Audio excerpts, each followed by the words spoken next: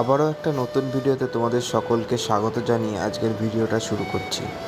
আজকে আমার মা বানাচ্ছে চাল কুমড়োর ভেতরে পুর ঢুকিয়ে ভাজা। তো তার জন্য প্রথমে নুন দিয়ে হলুদ দিয়ে মাখিয়ে কুমড়োটাকে রেখে দিতে হবে। মাঝখান থেকে চিড়ে চিড়ে কেটে নিয়েছি প্রথমে আমি। তারপরে এই সাইডে শিলের মধ্যে কিছুটা পোস্ত আর কিছুটা সর্ষে আর কাঁচা লঙ্কা দিয়ে ভালো করে বেটে নিতে হবে। এই বাটাটা কিন্তু এমনভাবে বাটতে হবে যাতে বেশি পাতলা না হয়ে যায়, একটু শুকনো শুকনোই বাটতে হবে, যাতে ভেতরে পুরটা দিলে বেরিয়ে না যায়। যদি তোমরা পাতলা করে ফেলো তাহলে কিন্তু আর হবে না। এবার এর মধ্যে চিনি, হলুদ আর নুন দিয়ে ভালো করে মেখে নিতে হবে। এইটাই কিন্তু মেন জিনিস, যেটা খেতে অতুলনীয় স্বাদ লাগবে।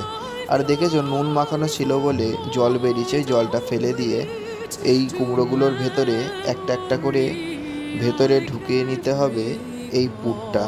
এইটাই মেন পুর, এছাড়া আর কিছুই নয়। খুবই সহজে বানানো যায় এই রেসিপিটা। যারা যারা বানাচ্ছ আমাকে একটু কমেন্ট করে জানিও। এবার কড়াতে তেল দিয়ে তেলটাকে গরম করে কিছুটা কড়ার চারদিকে লাগিয়ে নিতে হবে যাতে আটকে না যায়। তারপরে এই একটা একটা করে কুমড়ো বানাতে হবে আর এর ভেতরে তেলের ভেতরে দিতে হবে। এরকমভাবেই দিয়েই একটুখানি কড়া করে ভেজে নিতে হবে যাতে ভেতরটা পর্যন্ত সেদ্ধ হয়ে যায়। যদি কুমড়ো সেদ্ধ না হয় তাহলে কিন্তু খেতে ভালো লাগবে না, শক্ত শক্ত লাগবে। আর এই কুমড়োটা যদি পাকা হয়, অর্থাৎ পাকা কুমড়োতেও কিন্তু খেতে ভালো লাগে না। এটা খুবই কচি কুমড়ো হবে। ওই কচি কুমড়ো দিয়ে আর ভাত দিয়ে খেতে খুবই সুন্দর লাগে। তো এবার দেখতেই পাচ্ছ কত সুন্দর ভাজা হচ্ছে। একটা একটা করে মা উল্টে উল্টে ভেজে নিচ্ছে। এবার এই একটা একটা করে ভাজা প্লেটে তুলে নেবে। তুলে নিলেই রেডি হয়ে যাবে কুমড়োর ভেতরে পুর ঢুকিয়ে ভাজা।